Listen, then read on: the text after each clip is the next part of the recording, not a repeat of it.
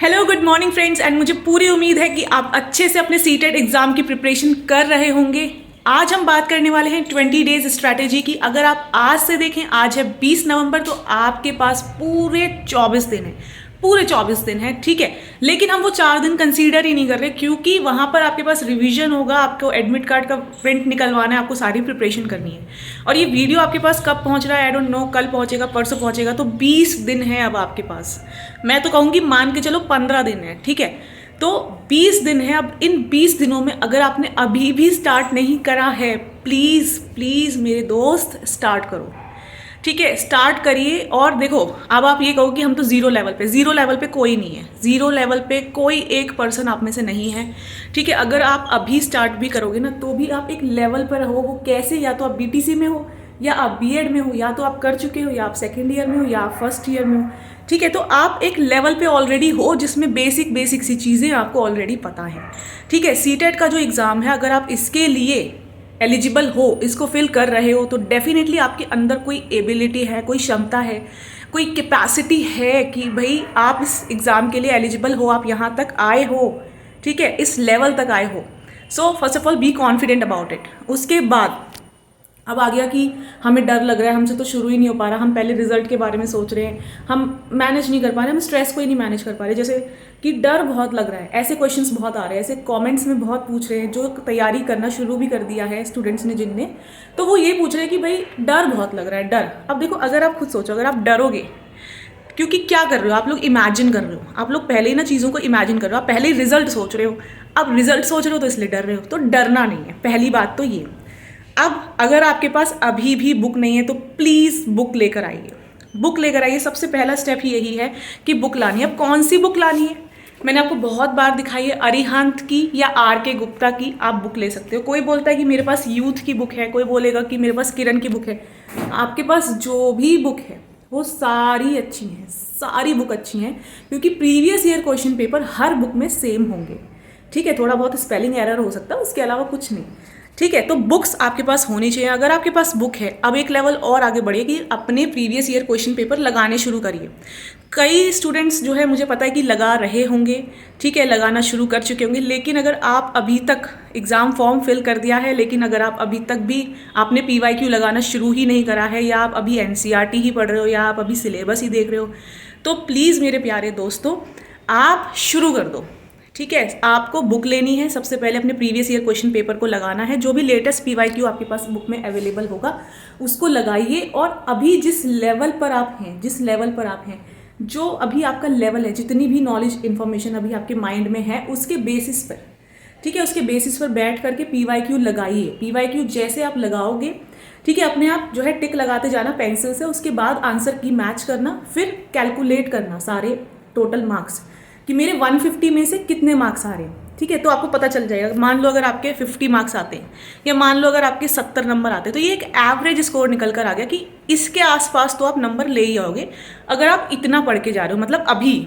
अगर आप और ये 20-25 दिन आप नहीं पढ़ोगे, तो इतने तो आप नंबर ले ही आओगे आसपास। मान लो अगर आपके 75 आ रहे हैं, तो 70 तो आप ले ही आओगे करके, ठीक है, क्योंकि 5-6 नंबर का हम अप्रॉक्सीमेशन लेके चलेंगे। अब उसके बाद जब आपके पास एवरेज स्कोर आ गया, तो ये देखो कि मेरा कौन सा पार्ट स्ट्रांग है। ये वाला पार्ट तो स्ट्रांग है, ये वाला मेरा थोड़ा वीक है, ठीक है। तो स्ट्रांग को और स्ट्रांगर करना है।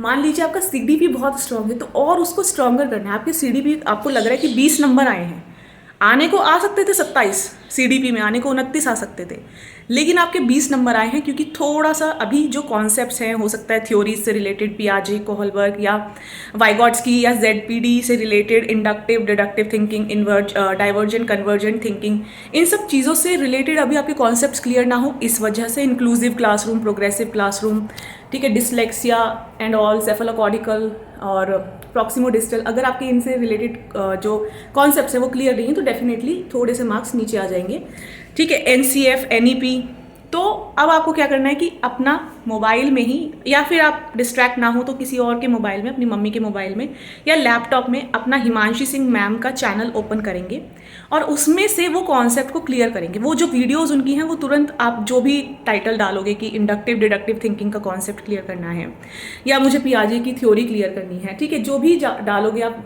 करके उसमें सर्च में, तुरंत वो वीडियो आपके सामने होगा और आराम से वो वीडियो देखो। 10-15 मिनट मैक्सिमम आप स्पीड बढ़ा लेना, आपको लगने वाले, तो तुरंत आपका वो कॉन्सेप्ट क्लियर हो जाएगा। तो नेक्स्ट टाइम आप जब दूसरा PYQ करोगे तो वो कॉन्सेप्ट क्लियरेंस के साथ आप लेकर चलने वाले हो, ठीक है। तो PYQ करना, एवरेज स्कोर निकालना, उसके बाद कॉन्सेप्ट्स को क्लियर करना जहां हम अटके। PYQ पे ही सारा फोकस है। पता क्या होता है, देखो मैंने 15 दिन में क्लियर कर लिया था और 111 नंबर आए थे, और कैसे, खुद से, कोई कोचिंग नहीं, कोई कुछ नहीं, कहीं कोई एक पैसा नहीं लगाया, सिर्फ बुक खरीदी, हिमांशी सिंह मैम का यूट्यूब चैनल देखा, जो पैडागॉजी थी वो हिमांशी सिंह मैम से मैंने करी, तो स्ट्रैटेजी जो थी आई थिंक वो वर्कआउट करी।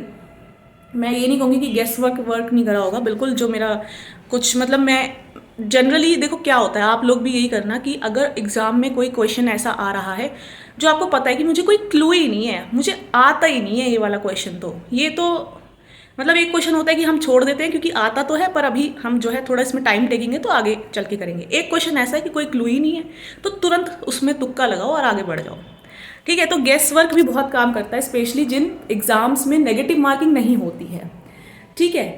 ओके, तो ये तो बात हो गई कि आप गेस वर्क भी कर सकते हो, लेकिन सारा पेपर तो गेस वर्क पे नहीं चलता, ठीक है। तो मेहनत तो आपको करनी है, आपका वो डेडिकेशन, वो पैशन होना चाहिए कि मैंने फॉर्म भरा था, उसके बाद अभी तक मैंने पूरी मौज मस्ती मार ली ना, मैंने अपने दोस्तों से बात कर ली ना, मैंने सारी चीज़ें एंजॉय कर ली, फ़ोन पे घूमना फिरना सब कर लिया ना, अब ये 20 दिन तुझे लगाने हैं, तुझे पढ़ना है अच्छे से, स्मार्ट प्लस हार्डवर्क दोनों करने हैं। ऐसा नहीं कि सिर्फ हार्डवर्क करे जा रहे हैं, गधा मजदूरी नहीं, स्मार्ट प्लस हार्डवर्क दोनों करने हैं।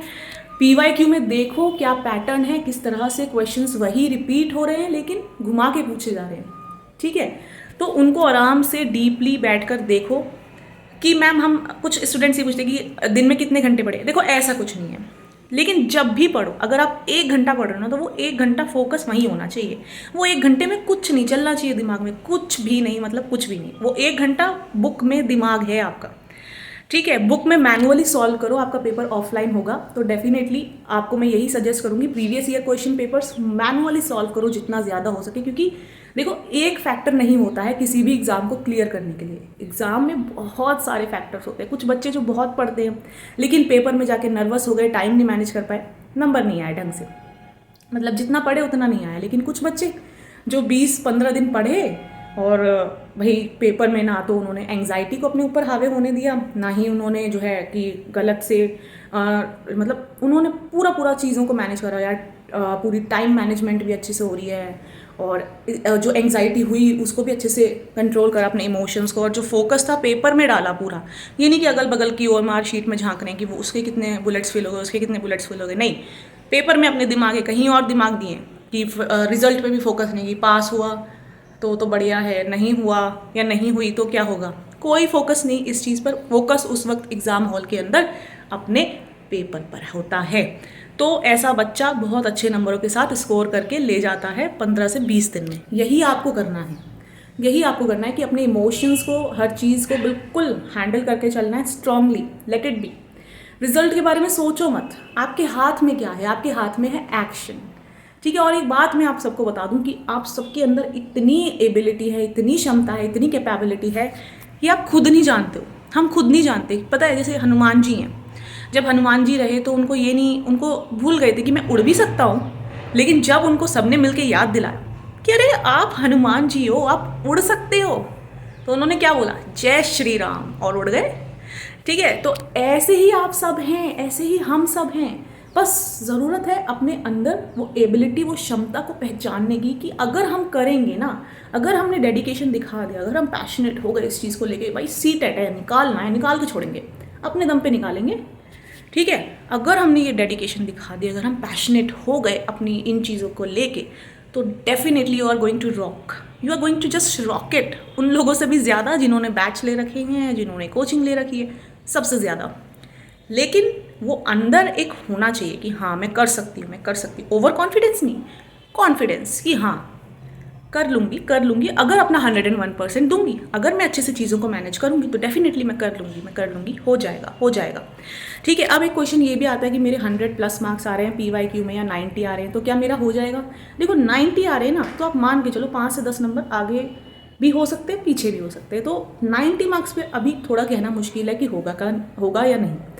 ठीक है, लेकिन अगर आपके 100+ जा रहे हैं PYQ में तो ऐसा भी मैं गारंटी से नहीं कहूँगी कि हो ही जाएगा, पर वहाँ चांसेस काफ़ी बढ़ जाते हैं। लेकिन ये नहीं है कि अगर आपके 2-3 PYQ में 100+ आ गए तो आप PYQ लगाना छोड़ दो। PYQ लगाओ, पिछले 10 सालों के PYQ लगा डालो। ठीक है, अभी आप ये सोचो कि मैंने इतनी टाइम मस्ती कर ली ना, तो 20 दिन PYQ लगाना है एकदम मस्त बिंदास तरीके से।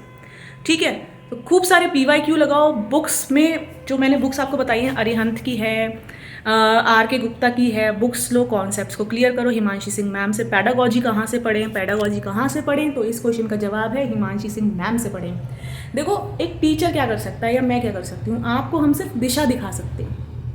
हम क्या कर सकते हैं, हम सिर्फ दिशा दिखा रहे हैं, आपको डायरेक्शन है कि ये स्ट्रेटेजी फॉलो कर लो, आपका क्लियर हो जाएगा।